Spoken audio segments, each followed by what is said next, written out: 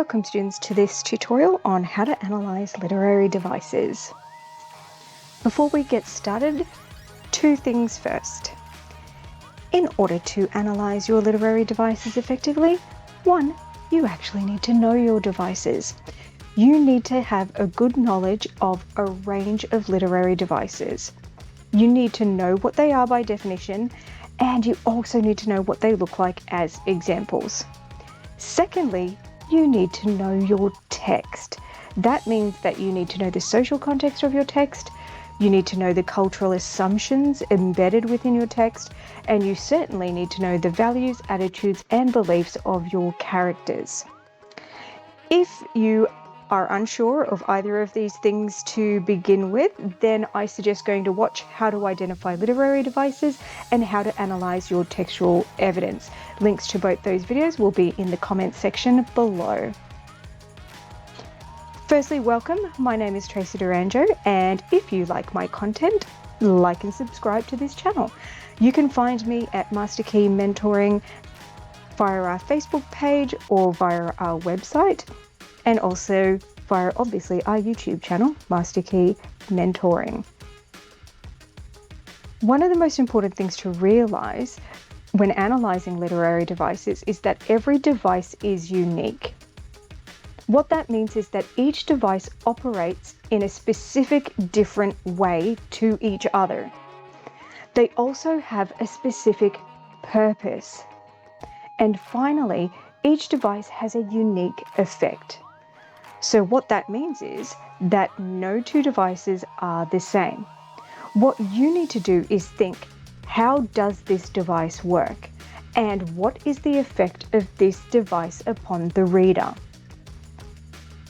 Take, for example, hyperbole. Hyperbole works in a way that it exaggerates. It is a form of over-exaggeration.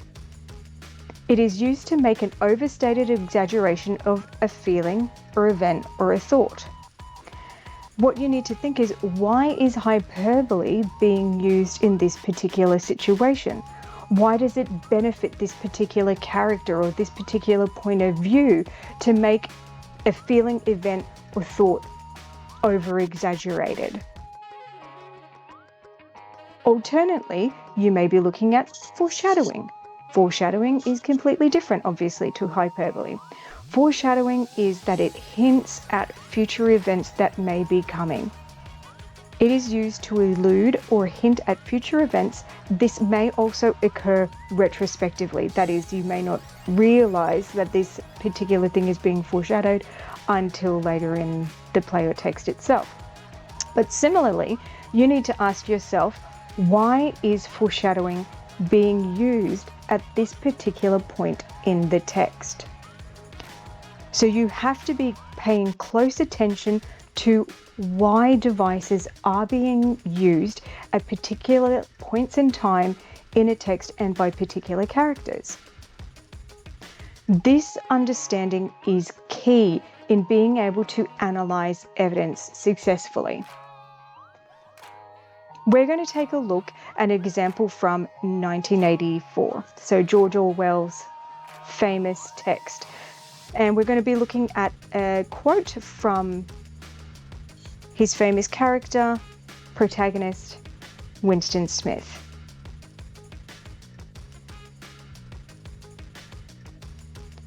In the far distance, a helicopter skimmed down between the roofs, hovered for an instant like a blue bottle, and darted away again with a curving flight. It was the police patrol snooping into people's windows. So that is from part 1 of 1984 and relatively early on in the text. So in reading that quote, what stands out to you? What sort of jumps out on the page? What do you remember most clearly and obviously from that quote? And it's really important here, I emphasize, don't underestimate the obvious. So the first thing you want to do when you're analyzing quotes is think about identifying what is immediately apparent to you. Don't make this any harder for you than it has to be, okay?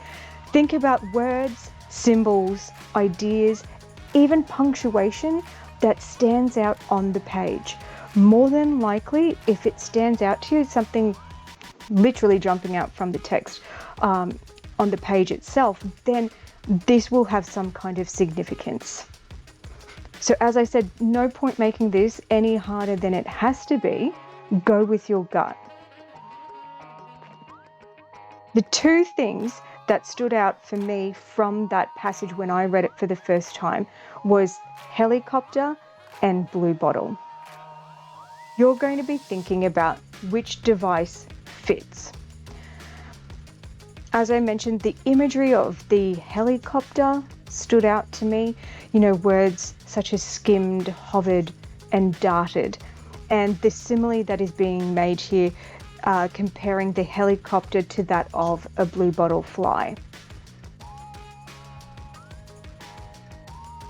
So important things to note about the helicopter and blue bottle. Here I'm just sort of putting down ideas that immediately come to mind. I guess a little bit of a brainstorming activity. I sort of think of that helicopters are associated with, the police or some kind of search and rescue. It's more often used by a method of air rescue for people. And it's also something that isn't really used very often, okay? It's not very often that you will see a helicopter flying about. And when you do, more often than not, people will actually run out to have a look because it's like, oh my goodness, why is there a helicopter flying overhead? Secondly, with regards to the blue bottle, the things that come to mind is that, it's a pest. You can't get rid of them, no matter how hard you try, even when they're in your house and you've got your bottle of Mortein and a fly swatter. They're incredibly annoying, and they are everywhere. And we just have to accept, though, that they're a part of life, okay? So they're just one of those pests that we have to put up with and endure. Here, what you want to be asking yourself now is, what is the effect of this comparison? So we're able to see that there is a comparison being made between the helicopter and the blue bottle. We can identify that it is some kind of simile, and there is imagery being used. Why?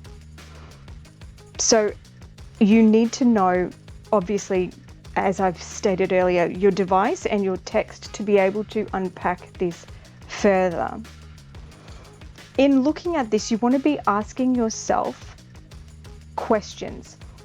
And this is something that I really encourage my students to do all the time. In fact, some of the test prep that I have my students doing is writing themselves down questions periodically, all the time, even in their exams themselves, to write down a question to prompt them to think critically about what it is they're doing. So here, when you're looking at this comparison, you've identified this comparison, you want to ask questions like, what is significant about this comparison? What is the effect of it? And what do I learn? So what is significant about this comparison? What is the effect of the comparison? And what do I learn about it? So your analysis will begin to start taking shape here, okay? You should be able to start making meaningful connections. In terms of the significance of the comparison that is being made, the helicopter and the blue bottle evokes a disturbing image of a surveillance society. The effect of this is that we get a sense as readers that the police patrol are everywhere, omnipresent within society, like a pest that cannot be eradicated.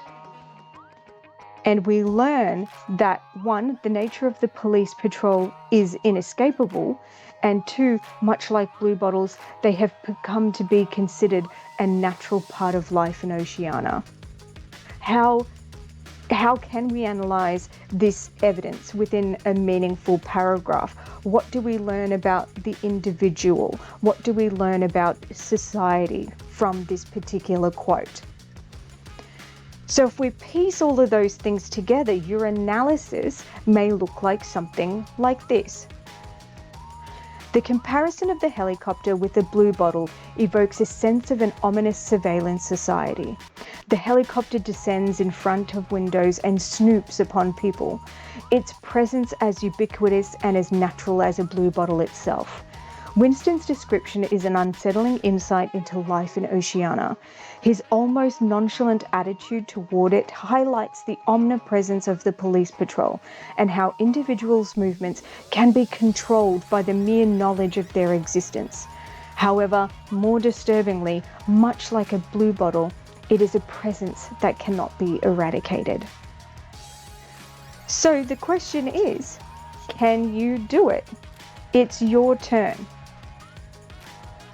Let's recap quickly what you're trying to do when you're analyzing your literary devices.